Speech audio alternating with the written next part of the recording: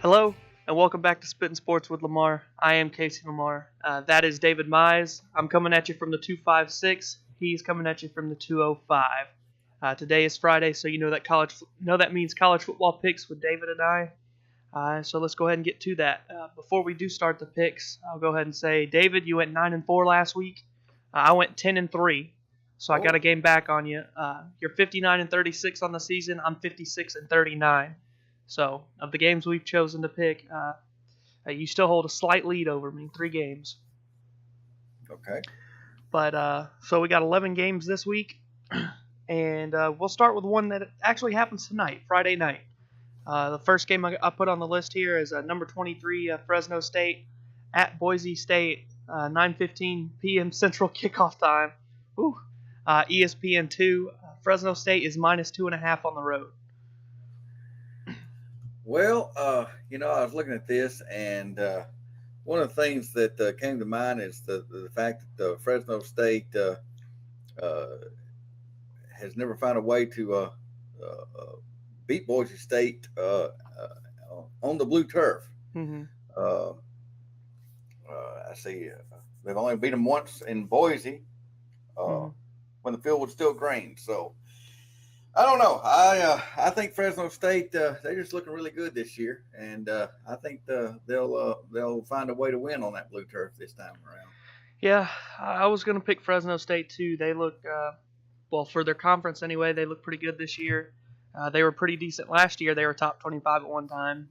I know they were part of at one time, they thought they might be part of the reason Alabama could get into the playoffs if they could finish in the top 25. But I'll go with you there. I think Fresno State, they're just a little too good this year. Boise State's always good, but I'll go with the Bulldogs of Fresno State to pull one out on the blue turf tonight. Game two, another top 20 matchup of Big Ten teams starting at 11 a.m. But anyway, you got number 10 Ohio State at number 18 Michigan State, 11 a.m. kickoff on Fox. Ohio State is -3.5 point favorite on the road.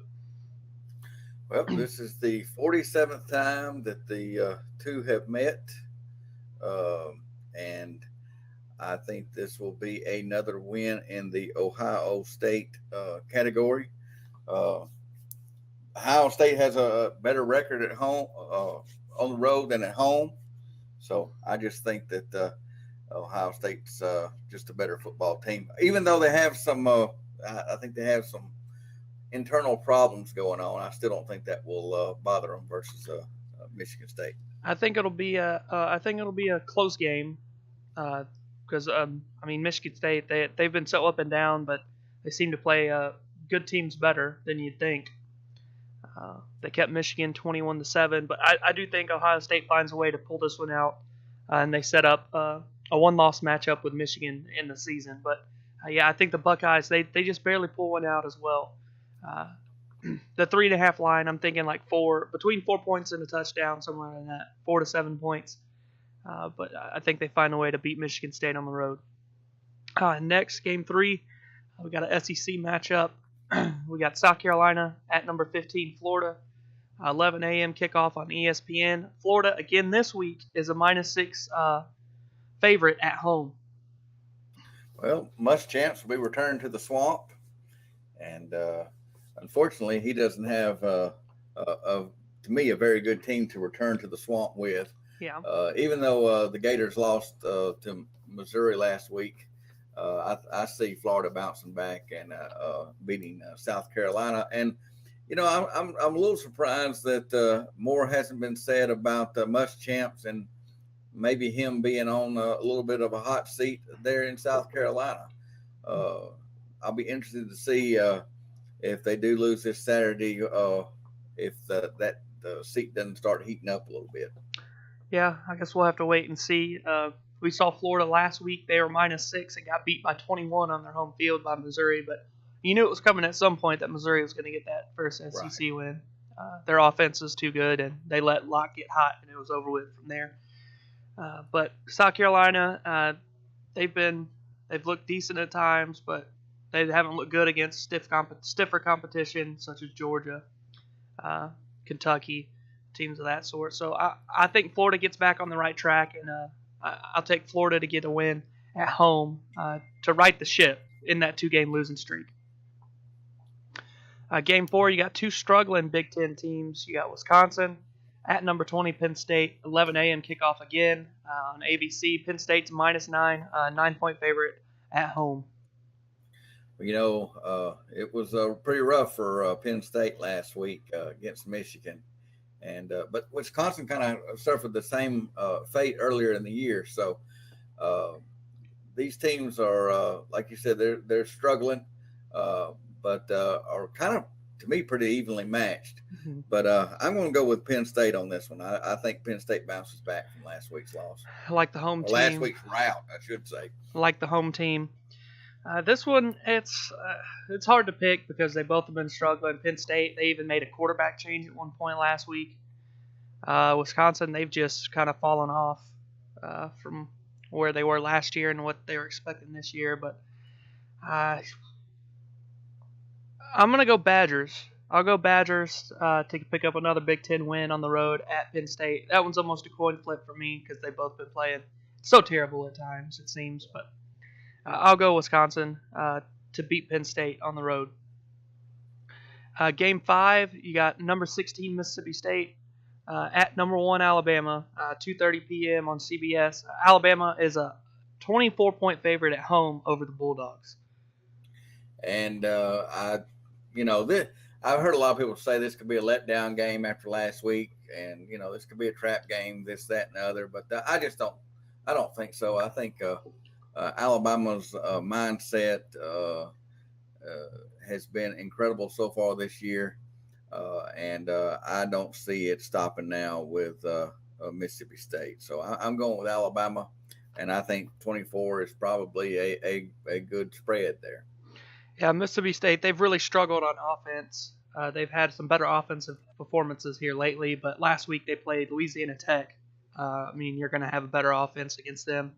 And A&M, they played a little bit better, but going into Tuscaloosa is a whole different monster. Mississippi State, I do think they have a defense that's not far behind LSU's defense last week that showed they could give Alabama or step up to Alabama at times. But in the long haul, when you can't play offense, you can't beat Alabama. And I think Alabama really sets it apart, especially after halftime. They might start setting sail after the second quarter, but I think Alabama, they pull away and win rather easily when all is said and done tomorrow afternoon. Game 6, you got the Bedlam game. You got Oklahoma State at number 6 Oklahoma, 2:30 p.m. on ABC. Oklahoma is -20.5, 20.5-point favorite at home. Yeah, Oklahoma's, they got to have this win to kind of stay within reach of the playoff. They don't have very many marquee wins on the resume. Early loss to Texas kind of puts them in a must-win situation, and I just don't see Oklahoma State being able to give them too much trouble this week. I think Oklahoma will be focused, and the Sooners will come out on top. Yeah, Oklahoma at home. Playoffs within reach. I really think they got to avoid looking ahead to West Virginia, because it looks like as things are that those two will be playing each other back-to-back weeks here soon, because they end the season with each other in West Virginia, and then they'll probably end up playing each other in the Big 12 championship game. But they got to avoid looking ahead. But yeah, I think Oklahoma State's been so hit or miss this season. It's been way up and down for them. But yeah, the Sooners, they can't lose this game, and I don't think they do at home specifically. They beat the Cowboys.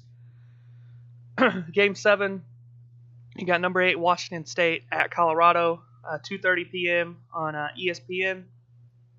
Washington State's only -6 at Colorado this week. Yeah, I'm a little surprised about that, because I think Washington State's playing pretty well right now, and combine that with the fact that looks like Colorado's going to be without their star wide receiver due to turf toe. So I really see Washington State winning this game, and I think -6 maybe is a little low in my opinion. The receiver got bit by the Testaverde syndrome, huh? Yeah, yeah. But yeah, Washington State only -6. They won last week by 6 at home over Cal. They struggled last week, but they still threw for almost 400 yards and only scored 19 points. But Washington State, they're playing too good. They're in the worst conference of the Power Fives this season. They're carrying the torch. It's going to take a miracle, but I think they win at Colorado. Colorado has completely fallen off after a 5-0 start, I believe it was. Showed that they really played absolutely nobody. And I think Washington State, the Cougars, they get it done again this week and keep what dreams they do have alive. But next game, you got eighth game on the list here. You got number 11 Kentucky at Tennessee, 2:30 p.m. SEC Network. Kentucky is -5.5, only 5.5 at Tennessee. You know, Kentucky has never beat Tennessee. Well, they haven't beat Tennessee in Knoxville since 1984. I was 12 years old the last time that Kentucky beat Tennessee in Knoxville. I was still 9 years away, so I'm being born. So. And before that, let's see. Well, you know, what I was going to say is Kentucky's kind of on a streak here of ending those type of streaks with beating Florida early in the season in Gainesville, and that was the first time that had happened since '79. So Kentucky had a setback last week with the Georgia game, but I think they'll come into Knoxville and get that first win since '84.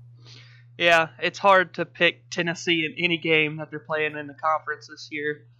Kentucky, they showed that they can throw the ball a little more in the last 2 weeks. They threw for over 200 again last week. They probably should have did more of it early, and they probably would have had a chance against Georgia, but they waited too long for that. Kentucky, I don't see Tennessee beating Kentucky with that defense, and Kentucky could probably just pound the ball the whole game and not have to throw and win that football game. But I'm taking the Wildcats to beat Tennessee and end that streak there too, because this is the season to do it. So. Since they ended the longest one to Florida. Game 9, we got another SEC matchup, rematch of the SEC title game last year. You got number 24 Auburn at number 5 Georgia, 6 o'clock ESPN. Georgia is -14 at home. Yeah, I see Georgia winning this one, and it may not even be pretty for the Auburn Tigers Saturday. This is the Deep South's oldest rivalry, and this is also Georgia's fourth week in a row that they've taken on a team that was ranked in the college football playoff, top 25. Georgia's, they're still on the kind of the playoff edge there, so they're in the must-win category too. And I see them being ready for Auburn, and I don't know. Auburn just they've at times have not looked good at all, and this could be 14 could be low. Yeah, Auburn was handed a victory by Jimbo Fisher last week with the play calling. They looked awful for 3.5 quarters and still somehow won that football game. All Jimbo had to do was run the football. Yeah, it was baffling how Auburn ended up winning that game. Albeit they took advantage, but they did nothing for 3.5 quarters and still won a football game against a ranked opponent. Georgia at home, they sealed the East.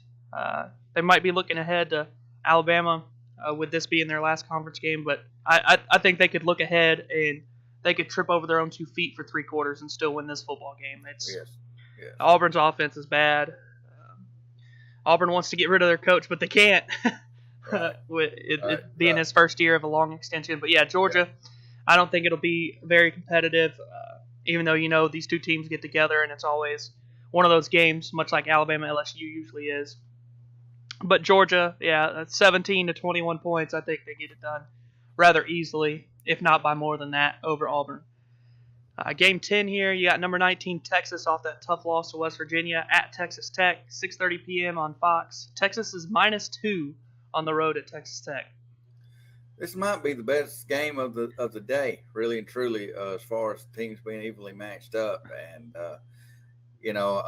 I'm going to go with Texas on this. I think if Texas can get in the 30-point range. I think they can outlast Texas Tech. I'm going to go with Texas on this. Yeah, we saw Texas Tech give Oklahoma all they could handle last week, with chances to win the game. They were ahead by several scores and gave it up. Had their quarterback not been injured, they might have scored 60 points on Oklahoma last week. But yeah, for some reason I feel that Texas they'll win the shootout. This will be another Big 12 shootout. Both teams in the 40s. It'll probably take the first to 50 to win, but I think Texas, they find a way to squeeze out a win on the road at Texas Tech. But I'm saying squeeze. It's going to be a close game. The way Texas Tech's been throwing the ball and playing this year. I mean, they gave Oklahoma all they could handle last week. And then we got the last game. This is being billed as the game of the weekend by ESPN, of course. Game 11, number 2 Clemson at number 17 Boston College, 7 o'clock on ABC. Clemson is minus 20 on the road at Boston College. Yeah, Clemson, it's really coming down to an Alabama-Clemson showdown, I believe. For the national title, yeah. Yep, those are the two teams that are playing just head and shoulders above everybody else. And I don't see Boston College giving Clemson much of a game. It's going to be another Clemson blowout, I think. Yeah. As far as Clemson and Alabama, yeah, they are head and shoulders. Michigan is the next closest team the way they've played since their loss to Notre Dame. But at this point, it would take a miracle for the Big 12 and the Pac-12 to make it. The Big 12 needs Notre Dame to lose, or else Notre Dame's going to be given the spot. But and then the Big 10 champ. But saying that those are Michigan or Ohio State, but Clemson at Boston College, it'll be a crazy atmosphere. Boston College hasn't had a game this big in who knows how long. I say close for a half, and then Clemson really puts it away in the second half. I say the energy and the hype and whatever you want to say will carry Boston College in the first half, but that's not going to carry you for a whole game against Clemson. And I'll say Clemson pulls it out in the second half. They pull away and put it away rather easily when all is said and done. But that is it for the picks this week. We only picked one game different again this week, so I'm getting another game back on you this week. Yeah, all right. Hey, it worked last week when I said it. But I got you. That is it for all the picks for week 11. It's gone by so fast. We're in the last 3 weeks of the season. But that is it for all the picks. Let us know what games you're looking for, who you're looking forward to seeing play this weekend. But don't forget to leave a thumbs up, leave a like, share the content, and subscribe to the channel for more videos with David and I, as well as anything else that I put out there. But this has been Spin Sports with Lamar. I am Casey Lamar. That is David Mize, and hope you guys enjoy college football this weekend. Roll Tide, everybody.